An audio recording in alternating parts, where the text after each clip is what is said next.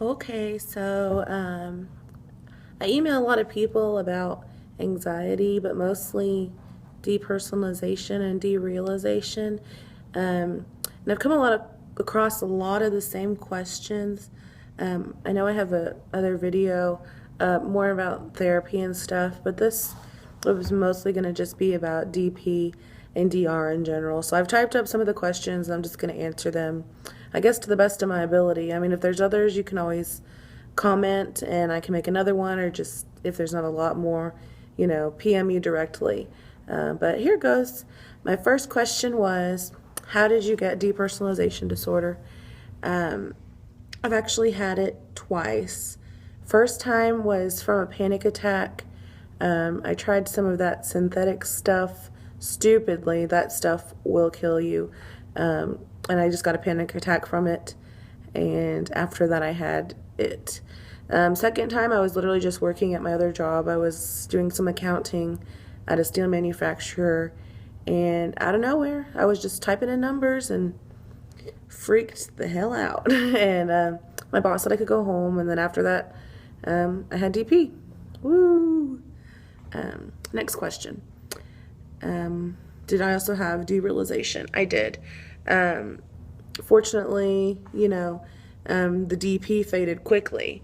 The worst part about the whole thing was that the DR lasted longer than the DP. So DP I could deal with, DR not so much. Another one, what's the difference between the two? How do I know which one I have, or do I have both? As far as I understand, depersonalization is more of the loss of the sense of self. For me, it was kind of like I looked in the mirror, I didn't know who it was. I knew it was me, but I didn't feel like that was me. I couldn't feel love for anyone. I'd hug my mom, I'd hug my dad, kiss my boyfriend, didn't feel anything. But like I said, that faded away gradually within like the first couple of weeks. Derealization, as opposed to DP, they usually come hand in hand. Some, have one or not the other. But derealization is more visually. Things look different. The constant dream look everything has. Things don't look real. You look at your hands and they seem like you're seeing them for the first time. I would drive down the road, see restaurants. I've lived in this little town my whole life, and all restaurants I've seen every day, they all look different. The street signs look different. Even though they look exactly the same, there was just something different about them. So that's how I would describe DR. How many times have I had it? I've had it twice, like I said. Once I got it about end of October 2013. No, 2012. 2013, I got it again in January, mid-January. Okay. And how long did it take you to recover? The first time I had it about 2-3 days. The third day I woke up and I was just normal again. So I was like, okay. Second time I got it, after my panic attack, I was like, oh, okay, this is what happened after the first time. So, I'll just deal with it for 2 or 3 days. And I'll wake up the third day, I'll be okay. No. I had that from January 2013 until about October, September 2013, about 9 or 10 months. And how long did it take you to recover? Yes. The second time, it took me 9 or 10 months, like I said. It was really gradual, and the first time I just woke up and I was better. The second time, it was the worst. It was the worst year of my life. I hated it. I would, give up my sight. I'd give up one of my senses, all of them, as long as I could feel normal or me again. Next question. Do you consider yourself having DP chronically throughout your whole life? I never had it before I got it the first 2 times. I never noticed anything different.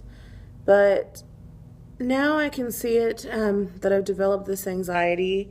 I could see it coming back, but I don't think I'd have it chronically. I think it'd be more episodically. Let me think. I'm sorry. I'm trying to read off the computer screen. How long? Okay. Yeah, I think it's more episodically. But for me, now when I get anxious or stressed out, I can actually be like, hey, DP, come take over me for 5 minutes. And, 5 minutes, I'm like, okay, I can deal now. Goodbye. So now I can just kind of tell it when to happen, when not. So I can actually use it as a defense mechanism instead of something to be scared of. Next question. What did you do to cope? I did 5 main things to cope with this disorder. First one was my diet. Cleaned it up. I took out caffeine. I love my black coffee, but it would just make me too anxious. I quit hookah because the nicotine made me crazy. And I guess eating out, really, but it was mostly just like stimulants that can be found in a diet, like caffeine and such. As far as supplements, I took B12, vitamin B sublingual complex, which is a little tablet that dissolves into your tongue and it tastes really good. I also took fish oil, about 1,200 milligrams a day, vitamin D, and also magnesium. I took about 200 milligrams of that because they said it's good for DP. I don't know. I took whatever, really. Exercise. I did try to exercise. Walking was good. I kickbox. I like to do MMA and jiu-jitsu. I used to compete in that, but when I went back to the gym to kickbox, I wasn't used to my heart beating so fast, and that reminded me of panic attacks, and it was actually, for me, I just couldn't deal with it. So I didn't really exercise during the time I had it, except for walking. And distraction is a biggie. I was the queen of hobbies. I literally started making candles. I started making soaps.